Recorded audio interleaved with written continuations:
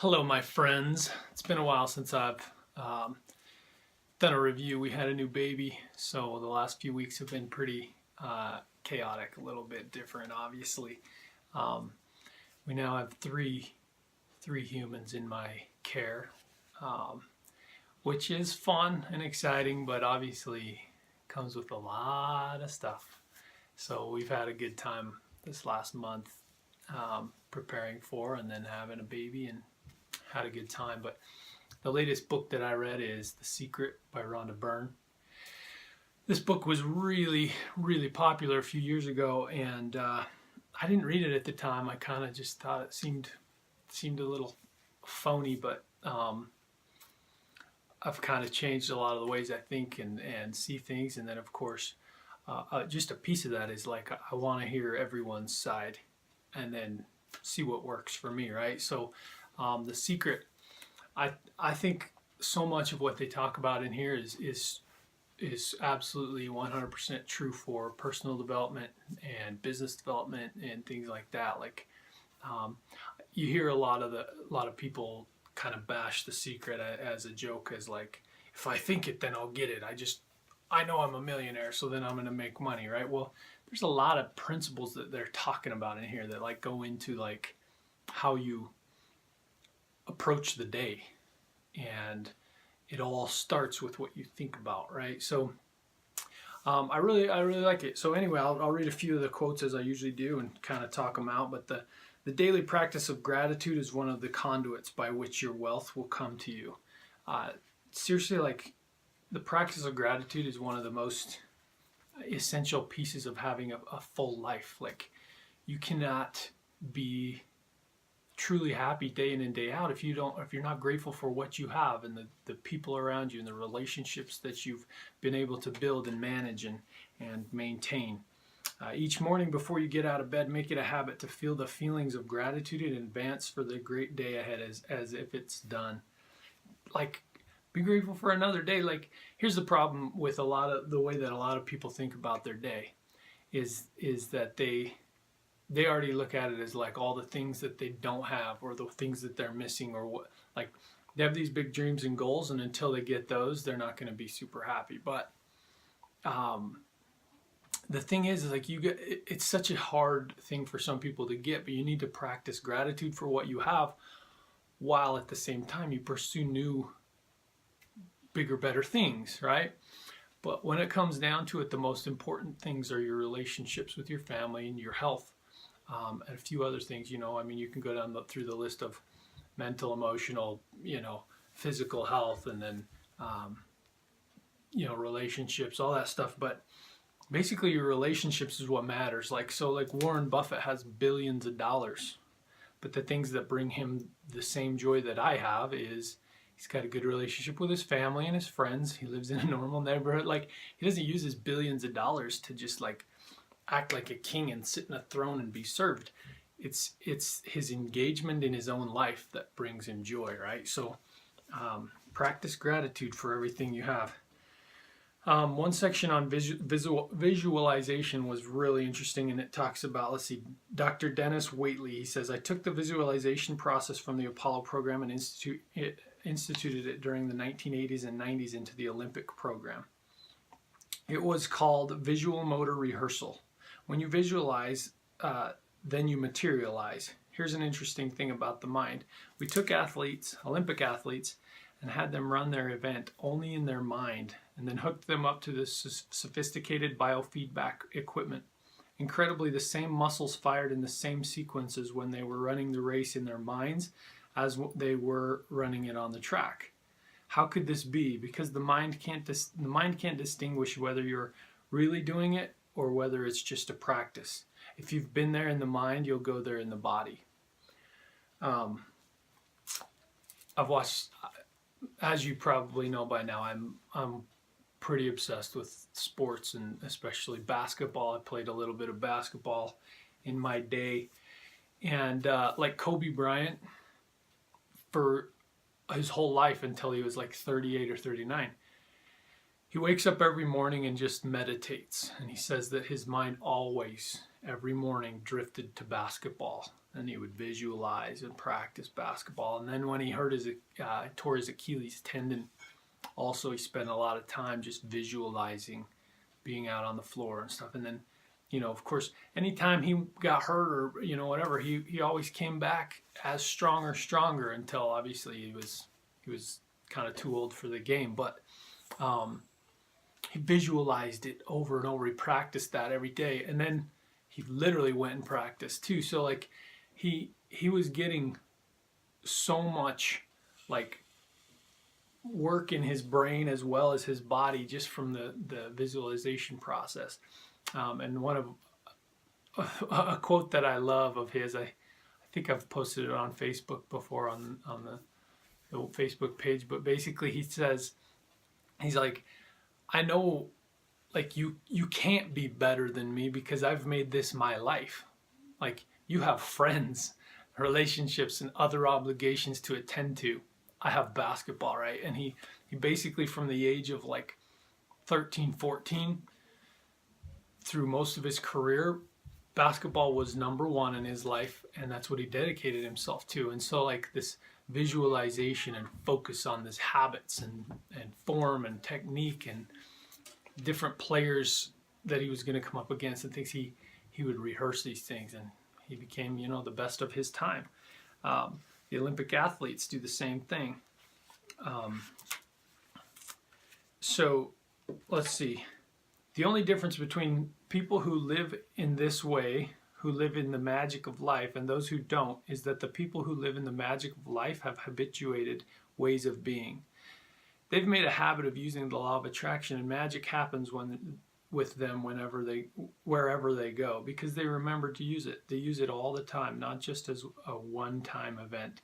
Now, I should have probably prefaced this one with a few things, but basically they're talking about all these different habits that go into life that sort of seem to create this magic of life and help people achieve great things. How is it that this one person goes to 4 different companies and is extremely successful in all of them?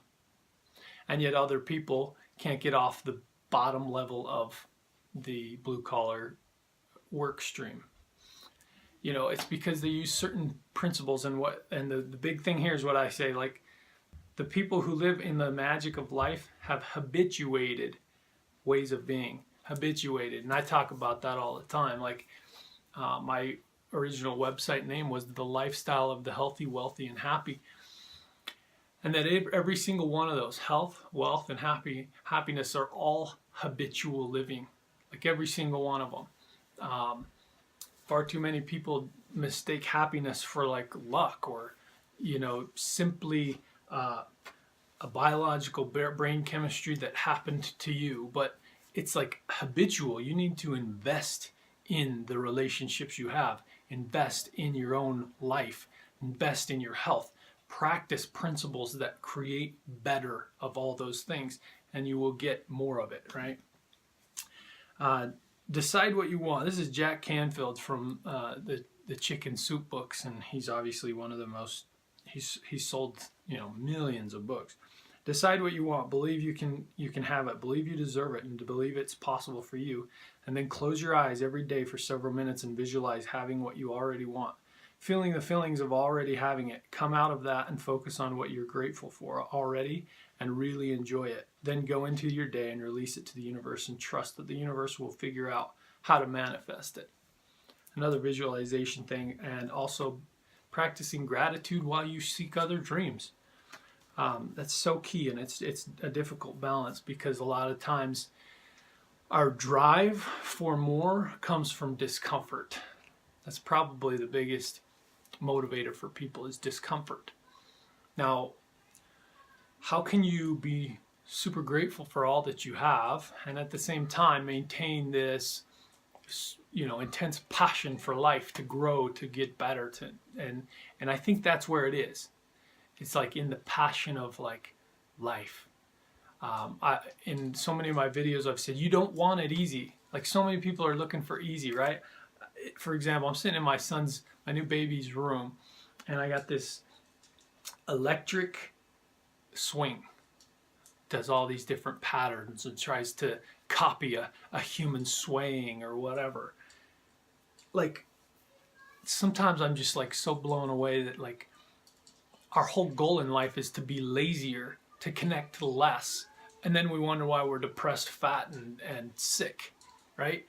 Like, you don't want life easy. You want to do the things that matter for yourself. Like, you don't want to win the lottery. You want to build a business and earn the money and then give a lot away to important causes and do hobbies and interests that you've wanted to do your whole life. Like, you don't want those things to just be given to you. You want to earn them. You want the journey.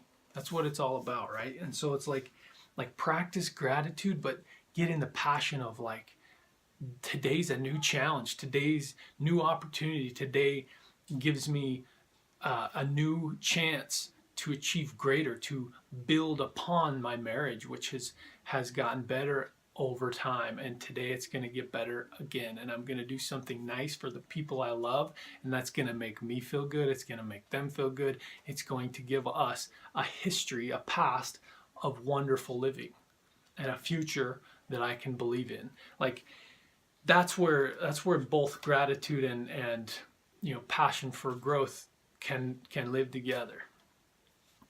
Giving from a full heart is one of the most joyous things you can do, and the law of attraction will grab hold of that signal and flood even more into your life.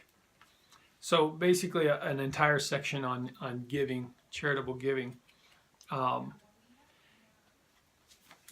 the people that contributed to this book basically say that they didn't wait till they were rich to start giving.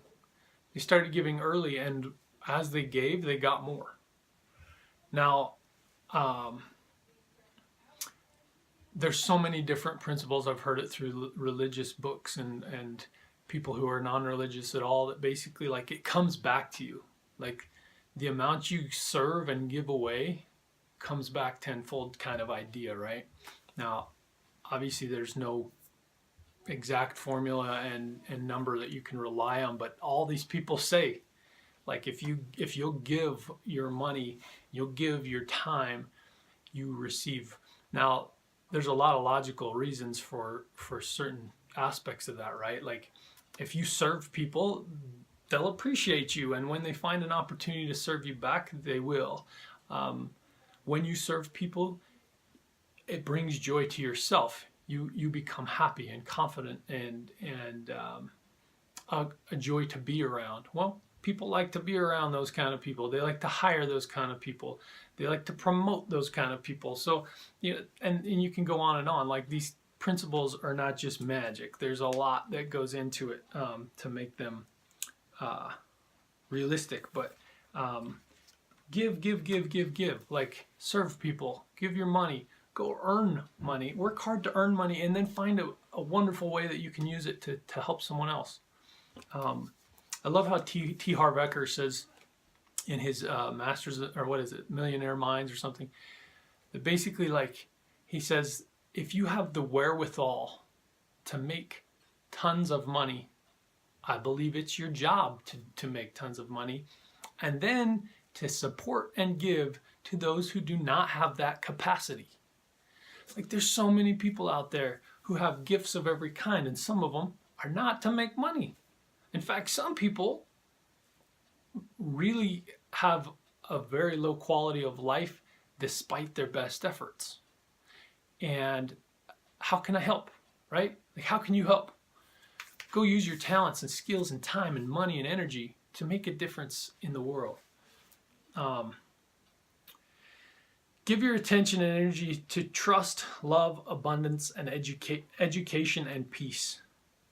Like, those, I'm not even going to talk more on that. It's amazing. Those are things to focus on.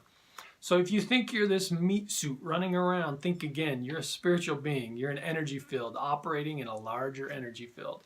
There's an entire section on the energy of the universe, the energy that we emit, basically saying that, like, we feel each other's energy. We put out energy. We are an energy source.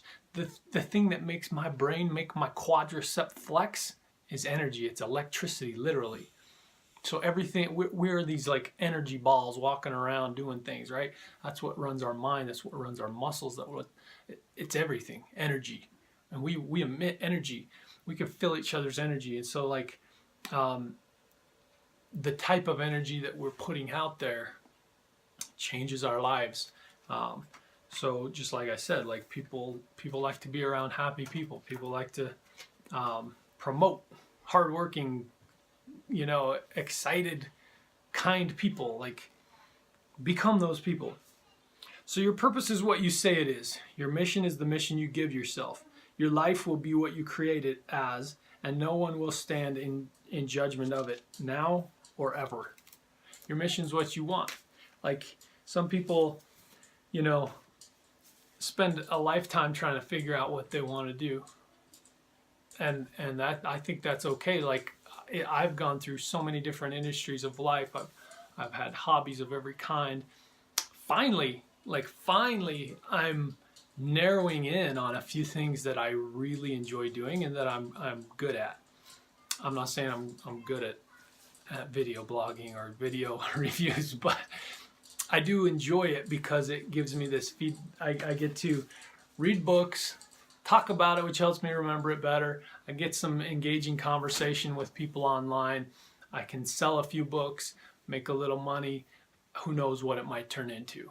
I love business, and maybe someday, I'll get better and better at this. I'll create a big community and turn it into a business of who knows what, right? But I love business, and I finally moved from the employee to an employer and have loved it. And so now, like, while I build my business, I at the same time constantly look for, like, what's my next big opportunity, even if it's 10 or 15 years from now. Like, am I prepared for it? I look around, what's the next thing I'm going to jump on? My brother just bought a new business that has nothing to do with his first business, and it's exciting. Like, I want to hear about it. I want to see what he's doing, and what kind of money he's making, and how much time it takes, and what do the books look like, and like, those things excite me, right? Spend your time trying to find out who you are and what you like and what you want to do, and chase it. And then after a while, it fades away, and you might go to something else. Like Kobe Bryant, he said his mind drifted to basketball every single morning for like 20-something years. And then I can't remember, he was like 38, 39. It stopped. He didn't drift to basketball anymore. He was more focused on other things, his family and his kind of future as a retired player, and not putting in just endless hours of painful, workouts, and dealing with a, Achilles injury, a finger injury, a shoulder his mind started drifting to other things, and so he just embraced his last year and his retirement, and now he's got other things that he dreams and thinks about, right? So, like, find your goal, find your mission, chase it with gratitude for what you have, excitement for the future, and then embrace those changes, those things that come. But your mission is what you make it, and don't buy into someone else's goals and dreams for you. Like, people love to have a little piece of say in other people's lives because they get to use it for their own benefit. And of course, we're invested in other people. I want the best for you, right? Our parents want the best for us and all that. And so it's good to take advice and be considerate, but like, find your own mission and chase it. That's where passion comes from. That's where excitement for life is. So anyway, The Secret by Rhonda Byrne. It was a very good book. I enjoyed reading it. Several different authors contributed to this. The list is long, and all of them are very, very, very successful, popular businessmen and authors, and women, I should say. So anyway, go get The Secret. I'll put a link below to Amazon so you can purchase yours from Amazon if you'd like. Whenever you do that, I get a small commission, so I appreciate that. But anyway, thanks for watching, guys, and we'll catch you on the next one.